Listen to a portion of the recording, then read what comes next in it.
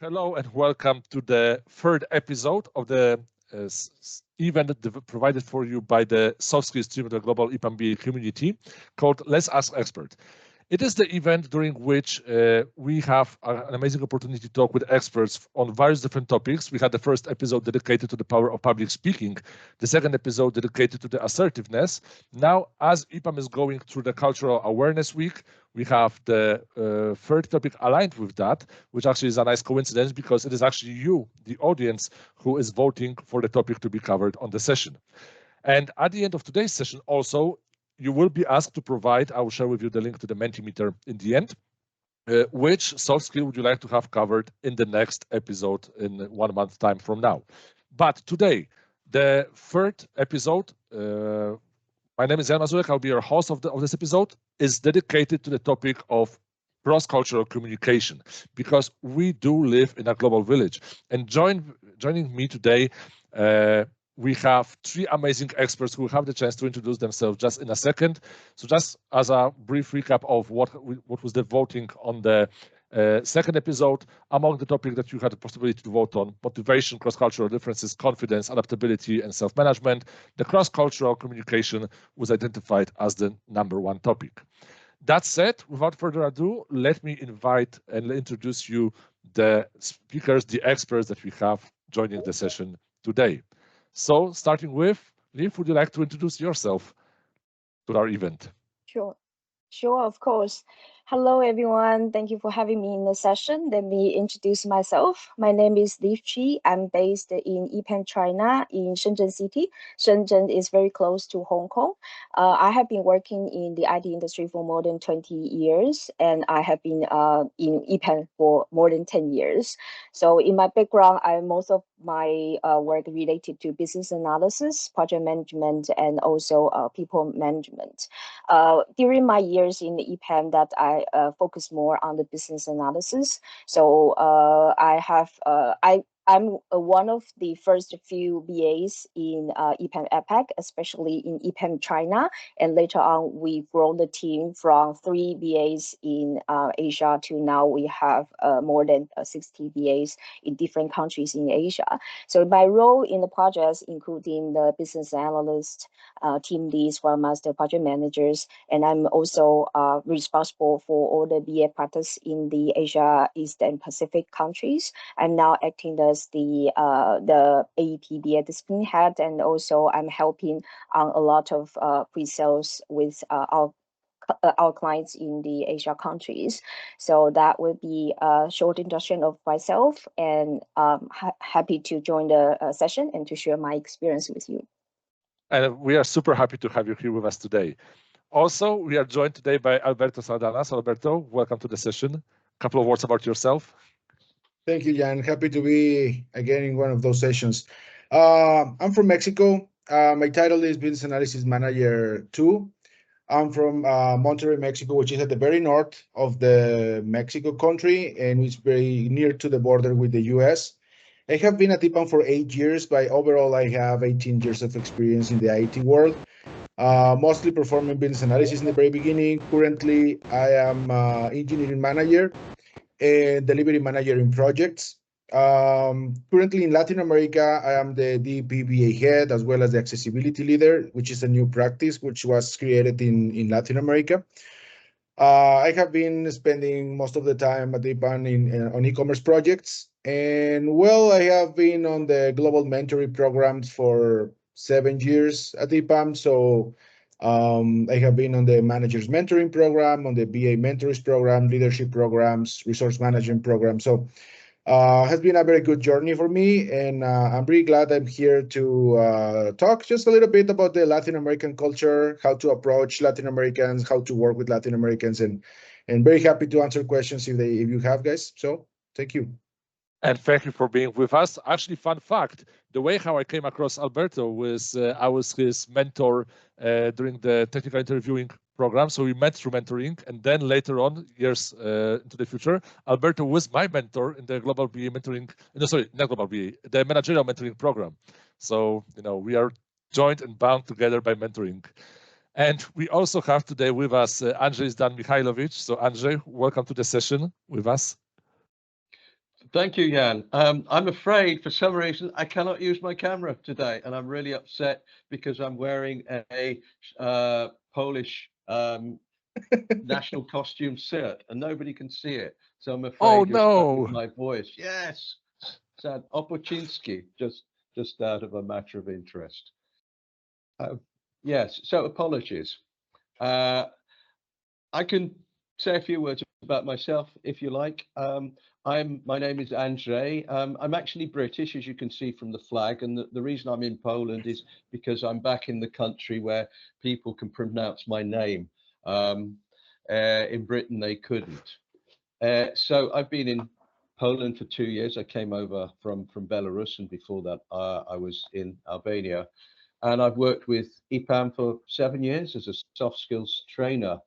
And when I say soft skills trainer, it's really focused on communicating with customers, negotiation, presentation skills. And I think about 3 years ago, we set up the cross-cultural unit in EPAM because my background is I've worked for 25 years in business, and then started to teach marketing and cross culture. So I'm really pleased to be able to join you today. Thank you very much, Jan, and apologies for no camera. I'm fiddling about with it as we speak. Well, we do hope that sometime throughout the event, the camera will be enabled, and we will have the opportunity to see that outfit that you have prepared for us today, which will be also a nice, combination of the Britain origin with the, the Union flag that we see here on the screen, but also with the Polish outfit. So that's like a very nice mixture of the cultures all together. Not to mention that, yeah, your name does really sound very, very, very Polish. So people might have even struggles believing that you have UK origins, just seeing the name Andrzej. But nevertheless, for all of us who is here, if you have any questions to our audience, please do write them in the chat. If we have enough time, we'll cover them throughout the session. But now let us begin the conversation. And first of all, let me ask you this first question that I have. We all know the importance of the cross-cultural communication. We all know that depending on where you are from, we have different upbringings, we have different backgrounds, we have different influence on the society where we are brought up. And with that, there comes a certain things that we should do and certain things that we definitely should avoid when it comes to cross-cultural communication. So in your country, what are the most common things to do, things to avoid? Oh, and then we had Andrzej for a second, and then he disappeared. And then he is back. Oh, Andrzej, glad to have you with us. So as you enabled your camera, maybe you'll be the first one to kick us off with this question about the do's and don'ts. The do's and don'ts. A spoiler here, it's actually very difficult to generalize about do's and don'ts in my experience, because what a do, let's say for the UK, what a do might be for some cultures is a don't for other cultures. So if I was saying to, dare I say it, a Ukrainian or even a Pole, when you come to our country and somebody greets you, smile when you say hello. But if I'm saying to an American, when you come to our country, don't smile too much, vamp the enthusiasm down a little bit, because frankly, to a British person, when an American, and I know there's some American viewers here, so this is for you, when you say, hi, my name is John, that's scary. So keep it down a little bit. But if you're twisting my arm and say a do and don't for everybody working with I mean specifically British people, I think bear in mind when British people make jokes, we don't smile or we don't laugh. It's considered rude to laugh when you make a joke, uncultured. So if I or my British colleagues make a joke, don't expect us to laugh. So you'll never know whether it's a joke or not. And be careful, if you give us the benefit of the doubt and I say something and you laugh out loud thinking it's a joke, be careful, it may not be. does it, the term of the dad joke, does it in that case come from the Britain? Because people say things that are not necessarily very funny and people don't know whether we should laugh or not. Well, it's your choice, really. Again, referring to Americans, because we're an American company, Americans laugh and they need laughter to tell them when they should laugh, which is why American programs have laughter in the background so that people know when to laugh. Britain doesn't, because basically we give you the choice. You can laugh or not laugh. An American colleague once said to me, "Was that a joke?" I said, "You decide." And he annoyed him a lot. Liberty. Yes, in other words. freedom. Yes. Liv, what about China, and what about the communication there? I think the communication in Asia countries is more cultural, and especially for the first time meeting. So like the joke one is yeah, I think it's kind of general and common that don't make joke, especially for the English is our second language. So we really don't know whether it's joke or not, or whether we should laugh or not. So for the culture in Asia and or like in the countries in China, Japan, or other Asia countries, I think the things that I would want to emphasize is have the cultural concepts of saving face, that how we say saving face. So don't do some actions that will cause someone to lose face, especially in the public. So you need to be cautious about how you say it publicly. And in China, we especially respect people by the hierarchy and seniority. So when you join the meeting or some occasion, you need to observe that about the hierarchy and seniority presented in the group. And then people prefer to be addressed by their title. So in the different culture that we usually address our name directly, but in the Asia culture, if you know about their title, is the best way to address that by the title, and saying that and you show the respect to the hierarchy or to the seniority. I think that will be important for most of the Asia countries.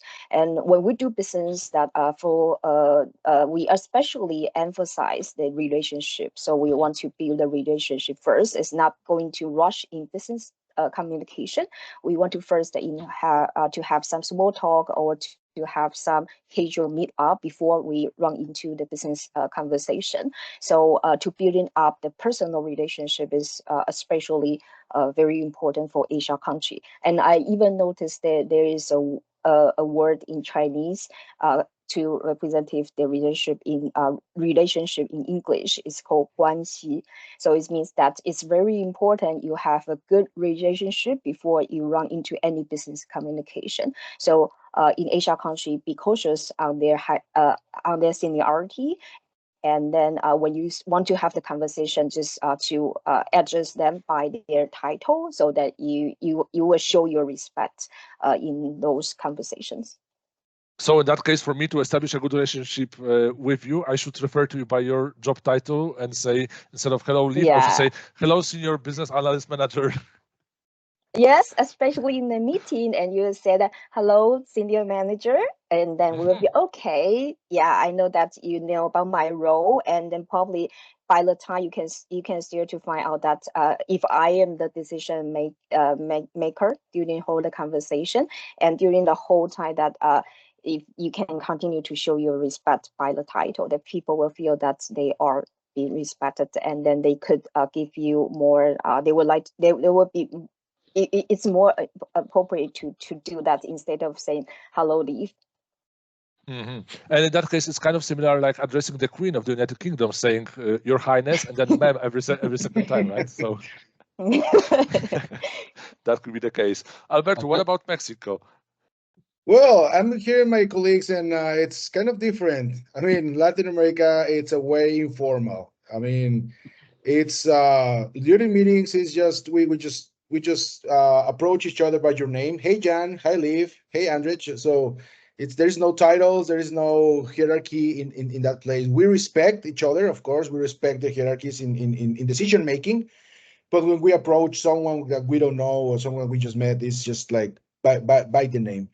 Also, there's a very common practice, and I think it's not is not shared across other regions, which is when you meet someone, we actually greet by a shake hand and a cheek kiss, like hey, hello, and we give a kiss in the cheek, right? It's pretty normal. It's in all Latin America. I'm not speaking just for Mexico, but in all Latin American countries, it's pretty normal. I think also in Spain, Italy, probably France, but not in all countries. I know that this might be like not really well seen in other regions, but in Latin America, it's pretty normal. So if you know a Latin American, just do it.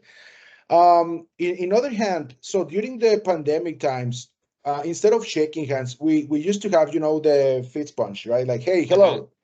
And at that time, we did believe that the shake hand was like, yeah, we will not be using the shake hands anymore, right? Like we will be using the fist punch, and that was not true. Actually, nowadays we again shake hands, we give hugs and everything. So that's the way we are in Latin America. Another thing, it's like some of the things that you can do with Latin America, it's the body language, right? Latin Americans are more driven by body language. We make expressions, we laugh, we make anger face, we cry and everything, and we don't care about expressing emotions, right? If we are sad, we demonstrate that we are sad. If we are happy, we demonstrate it. So don't get scared if you see a Latin American just laughing all the time or crying all the time. It's because something has happened. And but in fact, when we meet someone and we say, "Hey, how are you?" in Spanish, "¿Cómo estás?" We really mean it, right? We really want to know how you are. If you are feeling sad, if you are feeling happy, if there was traffic in the street, if your kids are well, if your mother is at home, whatever. So it is just not enough to say, "I'm fine, thank you." No, we really want to, start a conversation and know more about the person we just met, and that's the way we are.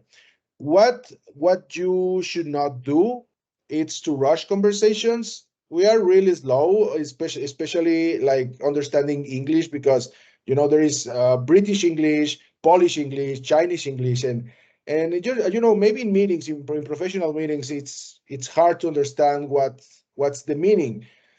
And one way that you can work better with someone from Latin America is to provide examples. We used to have to give a lot of examples when they're explaining something. We don't go specifically just by concepts, but hey, for example, and we provide an example like a storytelling, right? Like we just want to make sure that you understand the same that I'm trying to communicate. So using examples, real life example, like if you do this, then this happens. That's the best way to communicate with Latin America in order to have the common understanding of any type of conversation. It's actually quite interesting what you mentioned about this kiss on the cheek, because from what I've learned about the French culture is I think they have 2 kiss on the cheeks. Yeah, so that's like two. Yeah, and many years ago in Poland there were 3 kisses on the cheek. Left, right, and left. I don't know why that in that specific order, but I kind of failed to envision in my head that I could go to a customer meeting who is from the Latin American country, and on the first meeting just approach him and just kiss the customer on the cheek, and that would be like it's yeah, it is what it is. That's It's that's sometimes very different from Asia culture, and it will scare the Asia people away to have the personal contact, body contact, or the kiss on the cheek. And then we will, for the Asia people, we don't know how to react back to that. Should I kiss it back, or should I just stand there and waiting for another hug? So it's really different for that. For Asia country, we don't. The other things is very different. Is we people don't like to express the emotion, especially for some cultures like Japan. And you cannot tell even after you have been working with the client, with the colleagues for many over a year, you still cannot understand whether he is happy or angry based on the language, emotion, even in the text. So for Asia people, we like to hide our emotion, even though that we are not happy. We will not say it, and we will not express that on the face. That's actually quite interesting. Can I add something about Britain there? That it's interesting that Britain has changed. We're a lot more touchy-feely than we were 40 or 50 years ago. Even I remember, and certainly a little like China, we shook hands, but we didn't make any closer body contact unless we wanted to make babies. Then the thing changes completely. But just shaking hands and saying "How do you do" without a smile, and then we got the foreign influence. I mean, I think the French kiss on 2 cheeks or 3 cheeks, and some places it's 4 cheeks. So we get totally confused now. So when you travel, as I think everybody's had this experience, you think, what do I do? Do I touch? Do I kiss? Do I just smile? It's complicated, isn't it? It is definitely is, and also a colleague of mine with whom I was working on a project, and he's also from the United Kingdom. He did mention that when it comes to like expressing, maybe not necessarily emotions, but like satisfaction with the work that you do, if they will tell you that you've done okay, it means you did a poor job. If you did good, it means it's like, okay, kind of. If you did great, it means like, okay, it's fairly good. But what you are actually looking for is that you did awesome or you did amazing. And that means that they are satisfied with the work. So I don't know whether it's kind of similar. It's almost true. If a British person says not bad, that's the biggest compliment you can expect. Oh wow, that's actually something to look forward to. But is it also true about those those nuances in the language that you have, where, for example, someone will tell you you're not wrong, but have you considered this alternative approach? Meaning that yes, you are wrong, and you need to consider this alternative approach. Absolutely, we hate upsetting people by telling them the truth, which is slightly different to Eastern Europe. We believe that diplomacy is more important than clarity. So we'll say, oh, I'm not 100% happy with that, which means 0% happy. It's not very good means it's terrible. We sort of underplay the negativeness. So you have to have antenna, and it's very difficult for non-British people to understand what we're really saying. We don't say that's really, really good. It's changing now, but traditionally we wouldn't say that's really good, because that's just it's too expressing too much emotion. You can't have that. That's just unacceptable. And what about the negativity in expressing the language in Mexico and in China? Are you comfortable with just sharing the thoughts in the negative way, or is it also a lot about politeness, politics? It's one of the challenging parts when interacting with other cultures, because we typically, it's not because we are afraid of saying no or saying negative news, but we try to make it somehow positive. So instead of saying no, instead of saying something negative, we try to say maybe, right? Or kind of giving some options to not land into that negative statement. So that can be confusing, because sometimes people expect like, hey, yes or no, right? It's that simple. It's white and black with 1 or 0. And sometimes we still keep on saying, yeah, maybe, I don't know. So the best way to approach that, in my opinion, is, okay, what's the odds, right? Well, I mean, what's the probability to succeed? Oh, very less. Okay, then that's a negative. That's a negative answers, right? Mm-hmm. Or what's your opinion on this? Do you think it's feasible? Well, okay, from 1 to 10, how feasible it is? 3. Okay, it's not feasible, right? So something like that can be a challenging way. I mean, it's a challenging way to say no or to provide negative statements. But yeah, asking more follow-up questions, you can figure it out. And I think also every message should, like we mentioned with this scale from 1 to 10, to have a data supporting the statement, right? It's not only an opinion, but some additional information, calculating, for example. And in China, how it looks in China, the negativity. We cannot say no.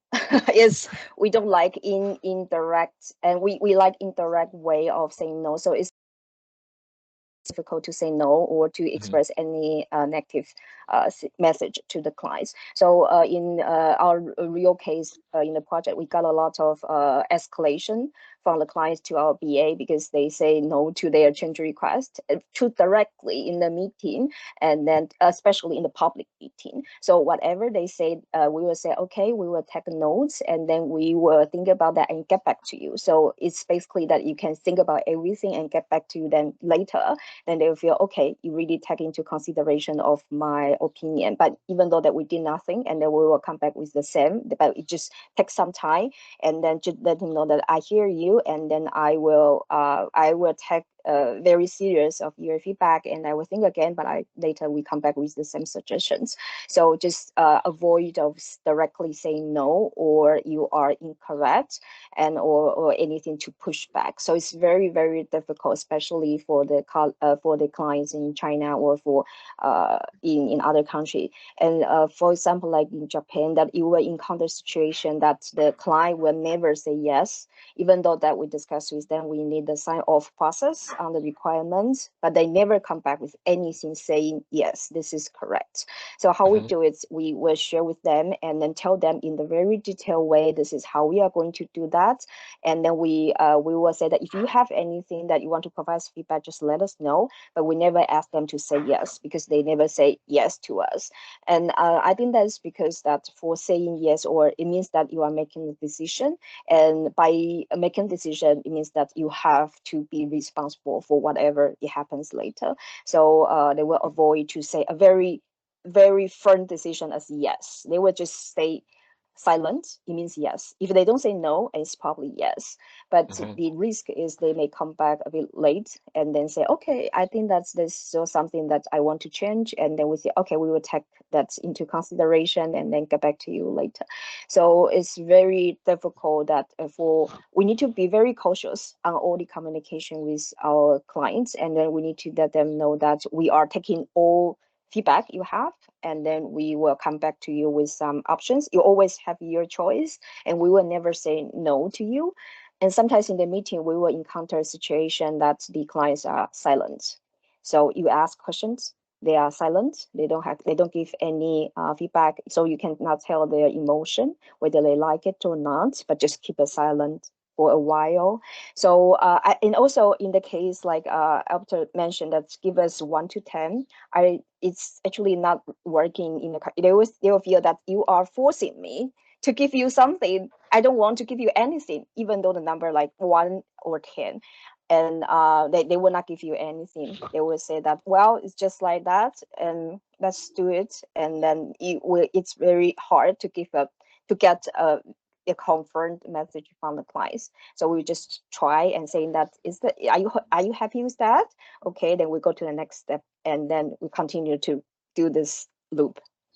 And I think those sentences like, let's take it offline, or let me get back to you, I have to check with my manager, or I have to check with my team, those are coming in very handy, so that it buys us the time to come back with a better list of arguments, right?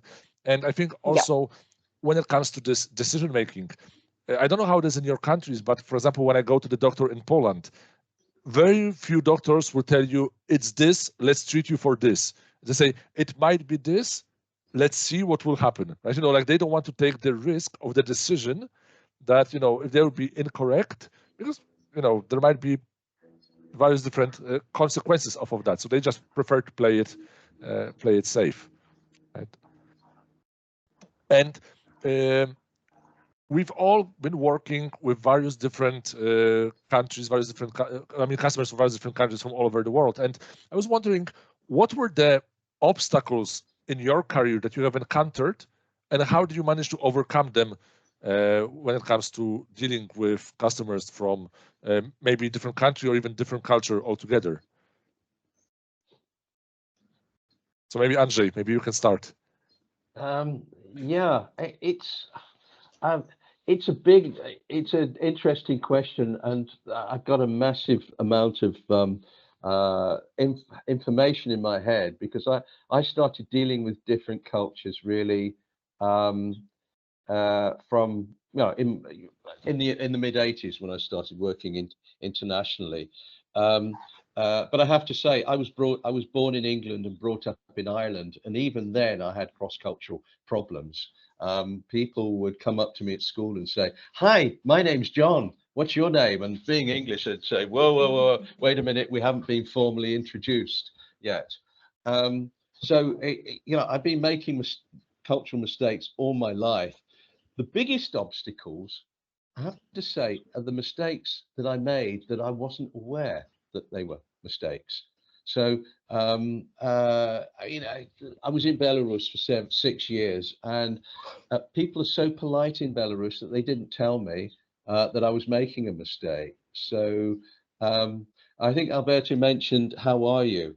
In Britain, how are you is not a real question. It's just a greeting. In Belarus, it's a greeting. You ask the question because you want an answer. So when I first went to Belarus to the office, and I said, how are you, to somebody, and just as they were about to sort of explain how they were and maybe give them a rundown on their medical history and whatever, I'd walked away. And they were thinking, oh, I thought British people were polite. He asked me a question and he didn't wait for the answer. So those were the challenges. I was doing that over and over again because I didn't realize I was making that mistake. And if I reflect on the last 40 years, what mistakes did I make? It's frightening. It's terrible. But the good news is we're all still alive, right? True, true. And actually, we have the saying in Poland that never ask a person from Poland, how are they? Because unless you have half an hour to hear them complain, because people identify in Poland that the football is our national sport. No, actually, it's complaining. Like, we are the best in complaining, and no one can compete with us in that aspect. It's a pity it's not an Olympic sport, right, Jan? Gold medals every single time. And I could even compete, so I would be an Olympian. Albert, what about yourself? Any your challenges that you had? Yeah, well, in terms of what obstacles, so I'm not going to talk about the other cultures. I'm going to talk my culture, and one of the obstacles I see people is facing all the time, like dealing with Latin Americans, is the punctuality.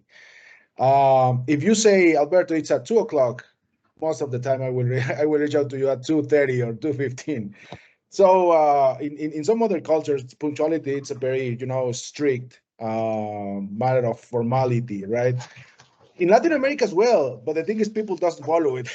it's a law that nobody follows.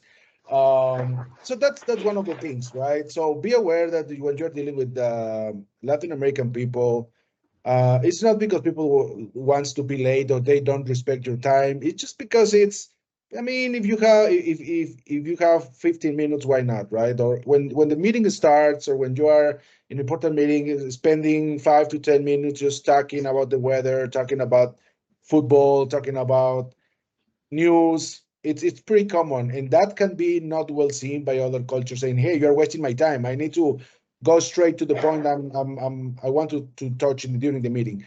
So I think that's one of the things. Otherwise, we're very easygoing, right? You can make jokes. We don't really get anything personal unless you make it personal, right? But the jokes are fine, being easygoing, spend some times before, in the initial 5-10 minutes in meetings, it's okay.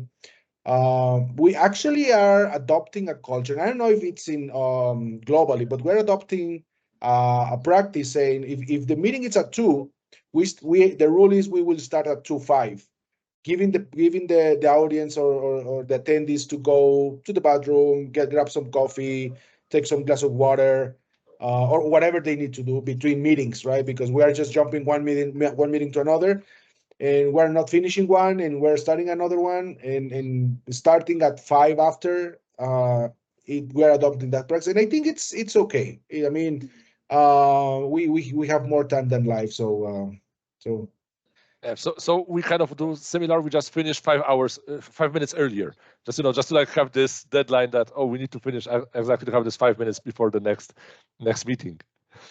Liv, what about you, and what about any obstacles that you came across, and how did you manage to overcome them?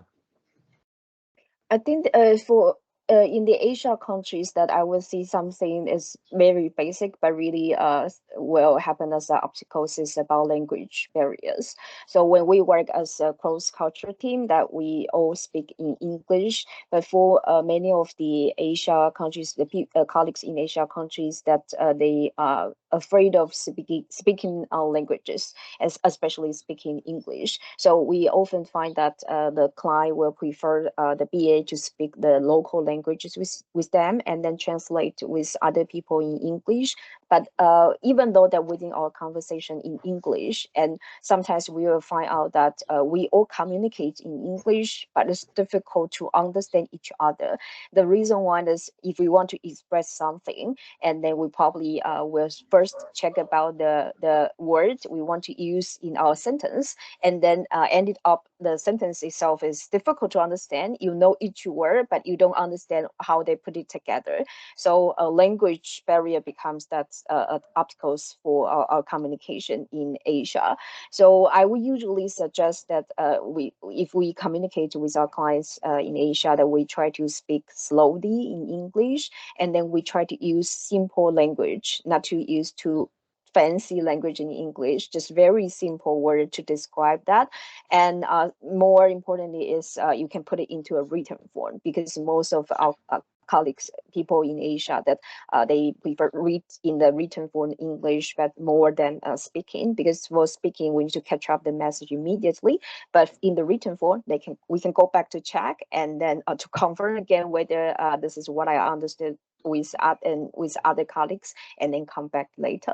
So I often find that even for our colleagues in different countries or clients, that they prefer the communication way in the written language, and sometimes that we find that the language itself, like English context, is really long to express and details. And it's also that one of the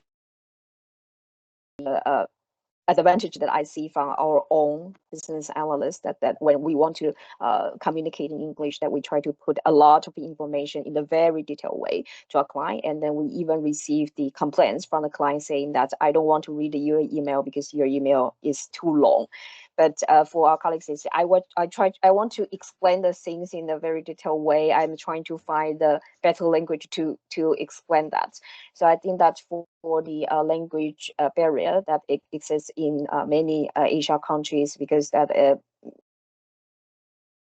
afraid of communicating in English. So when we work with even with our clients, in many of our cases, that we will have a translation, and to make client feel comfortable that we have someone who can speak the local languages with them. Mm-hmm.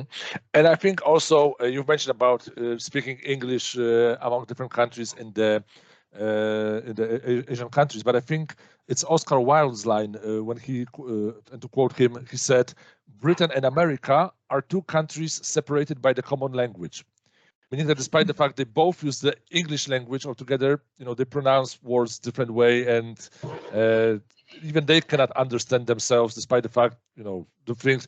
I still till this day wonder whether bi-weekly is every 2 weeks or twice a week, right? Or whether, for example, this schedule or schedule, right? And those kind of things in the language itself. But I think also it's useful to have, when you have, for example, a meeting with a transcription, and the transcription itself can help a lot, although it also comes with mistakes. Because I remember I was doing one training session and I was introducing myself. I'm a business analyst, and in the transcription it said that I'm a grandma analyst. Well, no, not really. So sometimes we need to be careful about that. But I think Alberto touched a very interesting thing that I would like to investigate a bit more, because Alberto, you mentioned about saying jokes, and in general, humor is identified as a very good icebreaker, unless you will say an inappropriate joke. So it's equally risky if it will land incorrectly, I would say, or you will use the humor in an incorrect way. What are the other icebreakers that might help you to connect to the customer or the audience or people around you in the office? And you're muted.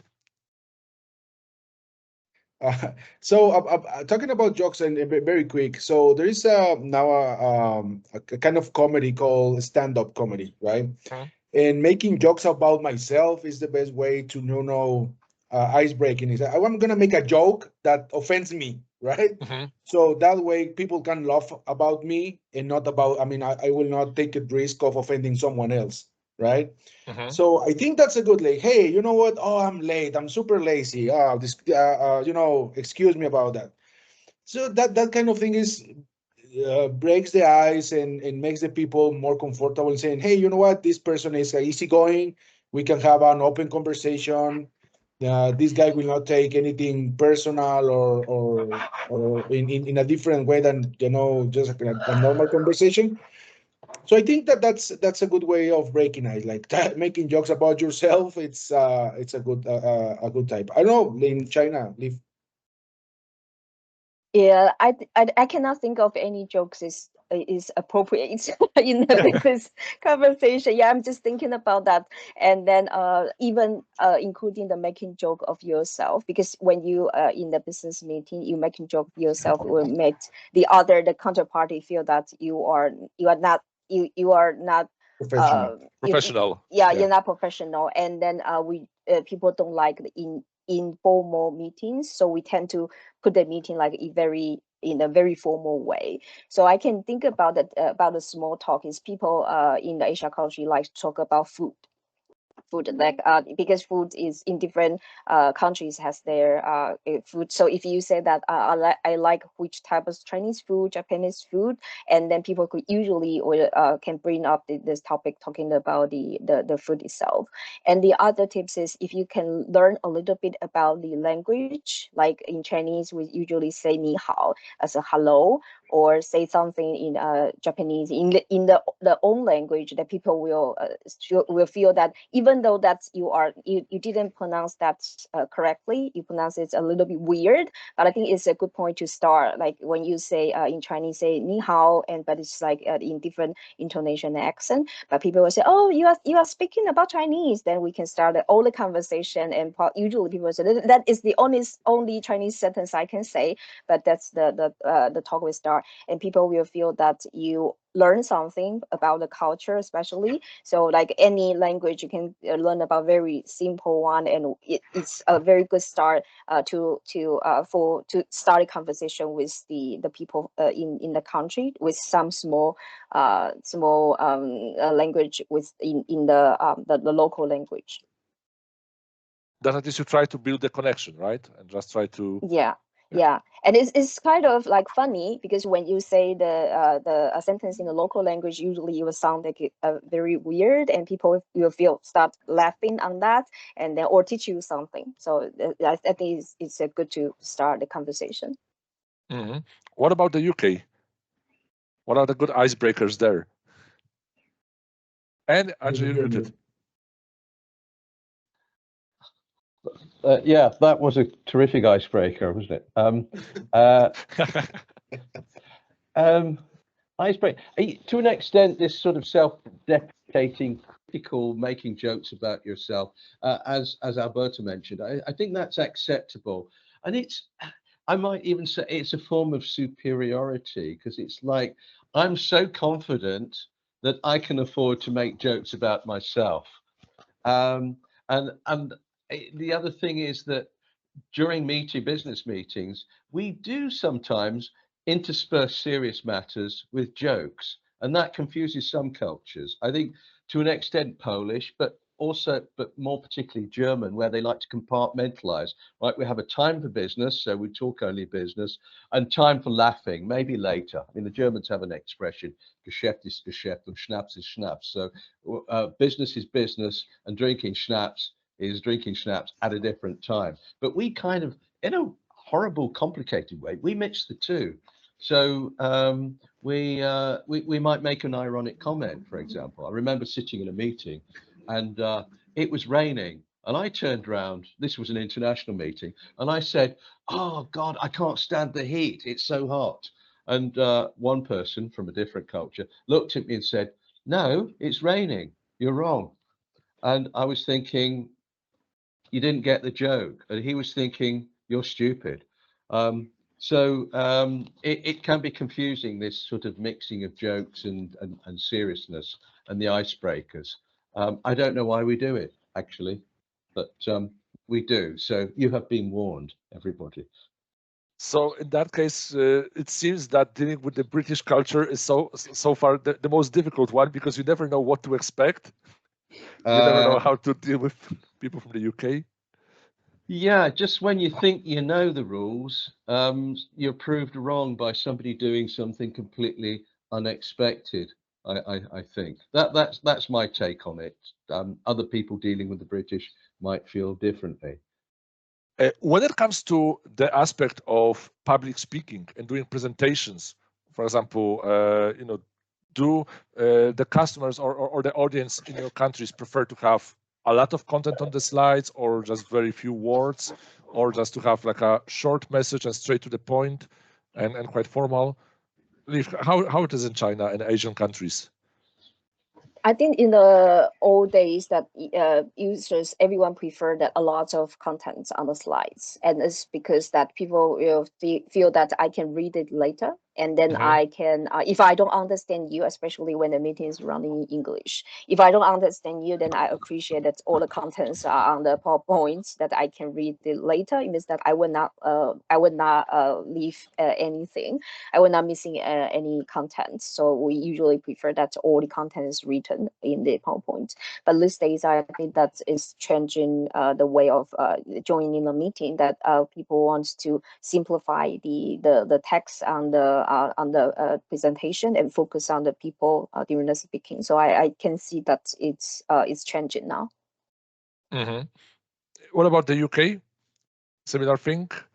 Similar thing. I think there's a general rule about presentations, which is when you're presenting, people will either listen to what you're saying or they'll read what you've got on the PowerPoints. They won't do both at the same time.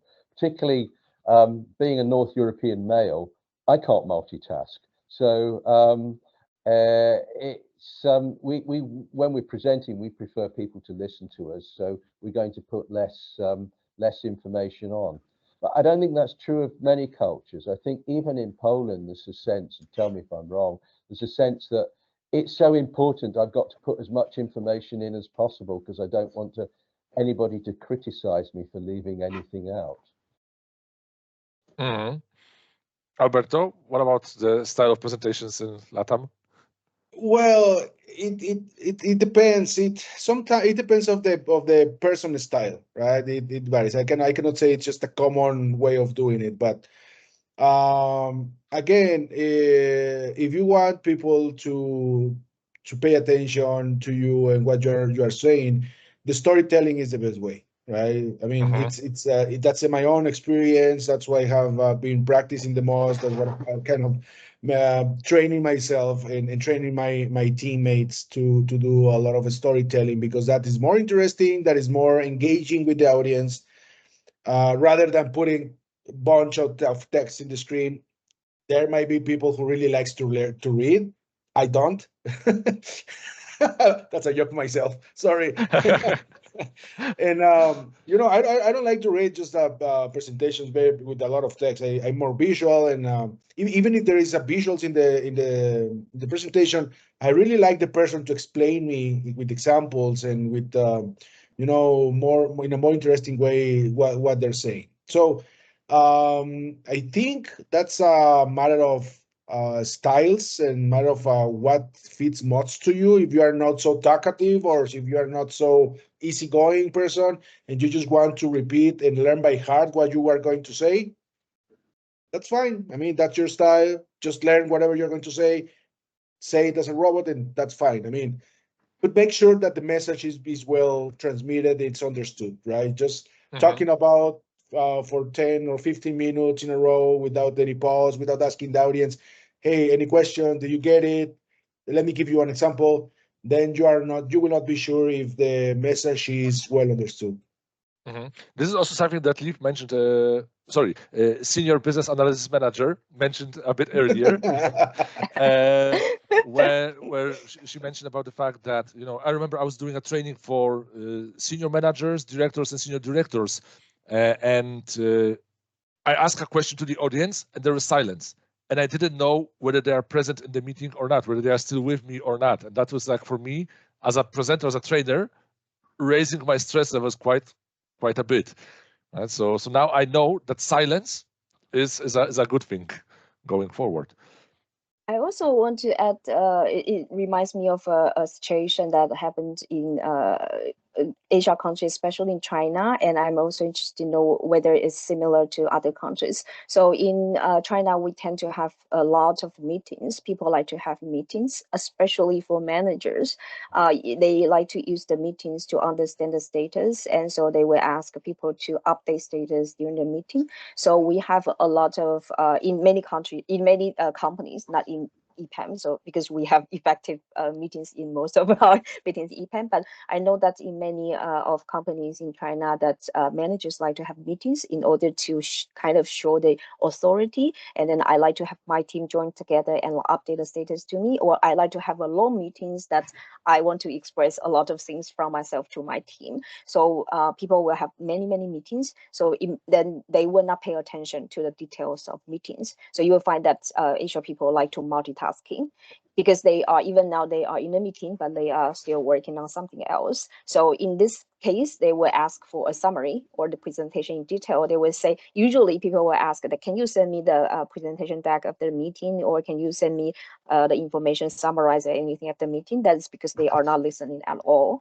And it's very difficult to ask them that, can you put your mobile phone down? Can you focus on the meetings? And they will say that my boss is messaging me in another chat, and then I have a lot of things I need to do the multitasking. So I found this is quite common in the Asia countries, that people like to do the multitasking, and then they have a lot of many meetings, so that people feel that the meeting sometimes is not efficient, so that they don't pay attention to the meeting at all. So they will ask for more in the text form, in the written form, to provide to them later. So that it's very hard to ask people to focus. So we know that even though we talk a lot of details in the meetings, but after the meeting, you must send out the summary, meeting notes, anything, action items that you want the customer to follow, or anything that is important to emphasize again during the meeting. So I think that is some reason behind that people usually multitasking during the meeting, so they will ask for the written form.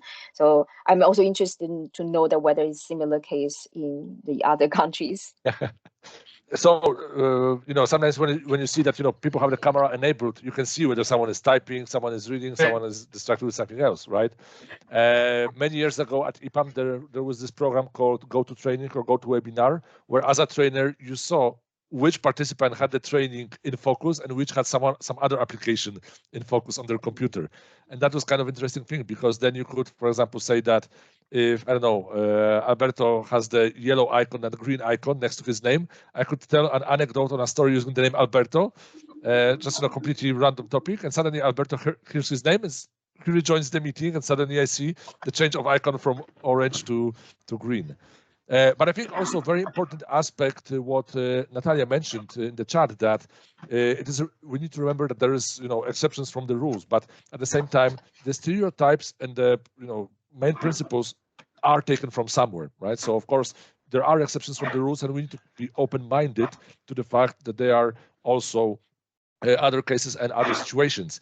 And actually, Yevgen asked an interesting question in the chat, which I would like to ask to you.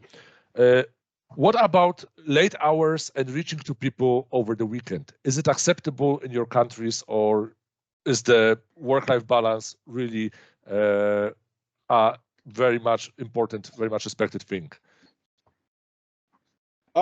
Very tough topic, Jan. You know about that. I know you are one of those who doesn't like to stay on the weekends. No, you know what? And I remember we had this conversation in the past. So in Mexico and I think Latin America, when you ask someone to stay late or to stay during the weekends, it's okay, but you have to pay. Right? That's the only rule in Latin America. And I know in other countries or regions, by law or whatever, it is not a mandatory thing, but at least in Latin America, there is a rule. If you work overtime, company has to pay with some level of limits, right? But that's what people ask. So if you want Latin America to stay overtime, you need to give something back, right? Like a bonus or overtime payment, or at least money for a Carl Jr. and a soda. I mean, or a pizza and coffee, whatever. But that's what they're going to ask. Like agreeing just like, hey, good job, kudos and everything, that's not going to work. But if, for example, myself, I'm just, overachiever, over enthusiastic about my work, and I just, will write you a message on Saturday, not expecting, because I remember a friend of mine had an answer, like in the email, there was, name, position, address of the office, and a postscriptum saying, I wrote this email in a time slot comfortable for me. Don't feel obliged to reply at this time. And he sometimes was sending an email at 11 at night or at 2 a.m. just because it was convenient for him and comfortable for him. And I was like, okay, awesome. Yeah. But if you would receive a message like that, is it a bad thing or badly perceived? No, not really. At least from my colleagues' opinion, if they receive an email during the weekend, they have two options: ignore or just put in the laptop and answer it or whatever. Yeah. So yeah, it varies person to person, but most commonly, if you send an email over the weekend, that's fine. We will not think about that you're a workaholic, Jan. Okay, cool. Thank you. What about China? How is that perceived there? I remember that I see statistics about the working hours around the globe, and then I think during the Asia, that Asia people work very long hours, and it's true in the countries like in Singapore, China, and Hong Kong, that we usually work very late, the long hours a day, and it's very, very difficult to tell our client that you need to pay for our overtime work, because the client will say that I'm also working late, so I need to contact you for whatever the reason, because they are in the same culture that they're working late. So working late is becoming a very common culture in China, especially for many of the internet companies.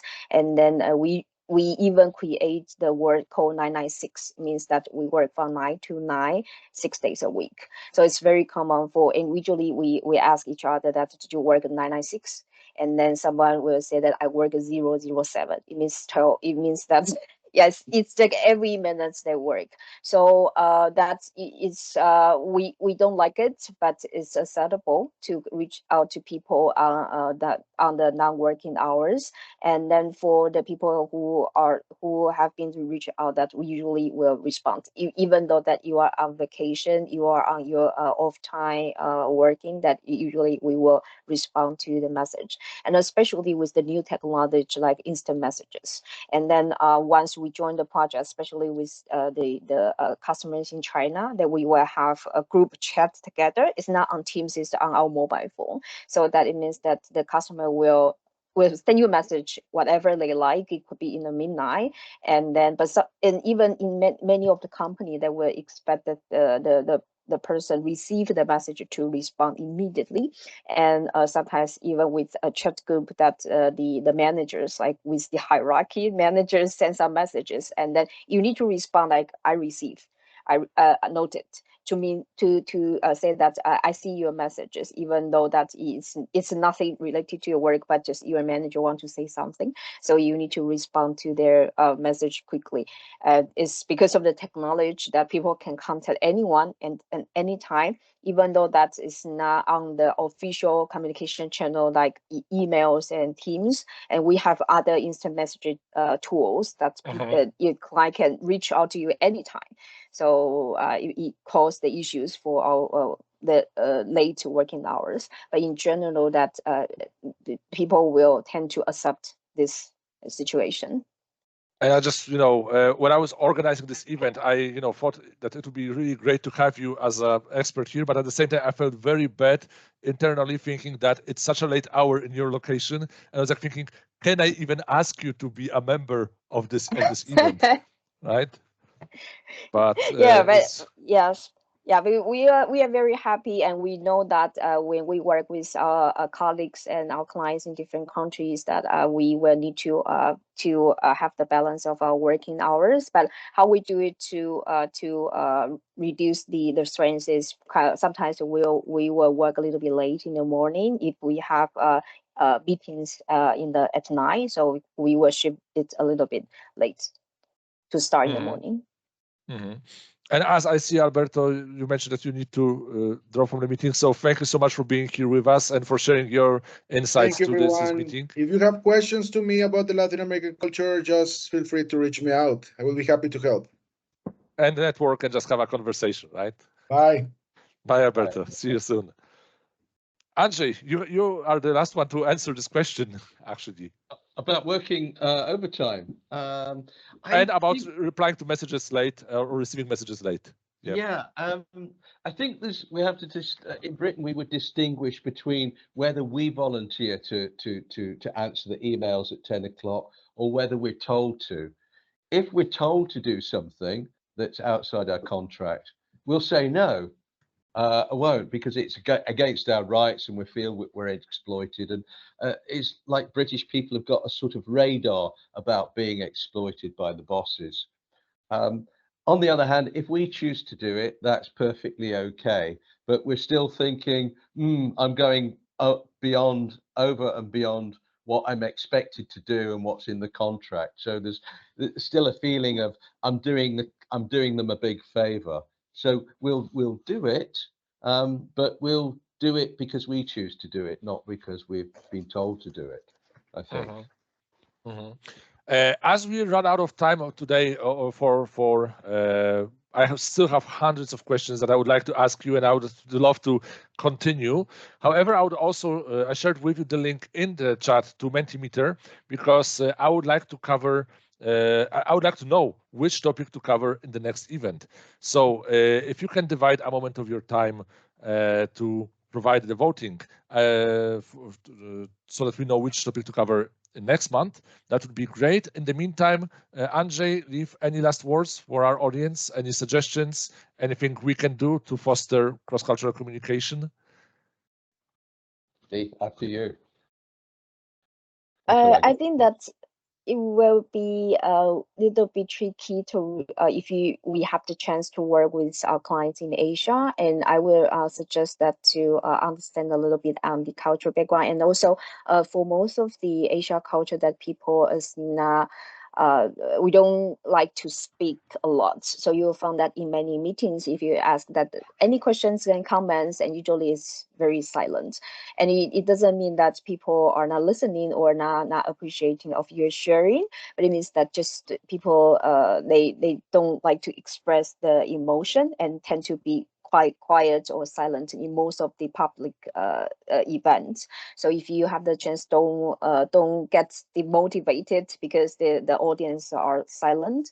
And then we have chance to work with clients in different cultures, we suggest that we respect with some space and some distance, and to build up the relationship slowly with the clients. And then I think that you feel that usually most of the clients, they are open to it, but just like will not say it very openly, like I like your idea, I like what you present. They will just probably be silent. If they don't say no, it's most of the case it's good, it's okay. All right, awesome. Andrzej? I make a general statement which has served me well, and I still have to remind myself of this, and that's this, that we grow up being used to a certain way of communicating, a certain way of doing things, a certain way of following processes. It's important to remind ourselves constantly that just because we've grown up with that, it doesn't mean to say it's the only way of communicating, it's the only way of doing things. Other people have grown up with different ways, and we should learn to respect that and to a certain extent adapt to that. I still have to keep telling myself that. And I think that's one of those quotes that, the worst statement in business is we've always done it that way, right? So that's why we always need to be open-minded, always need to adapt.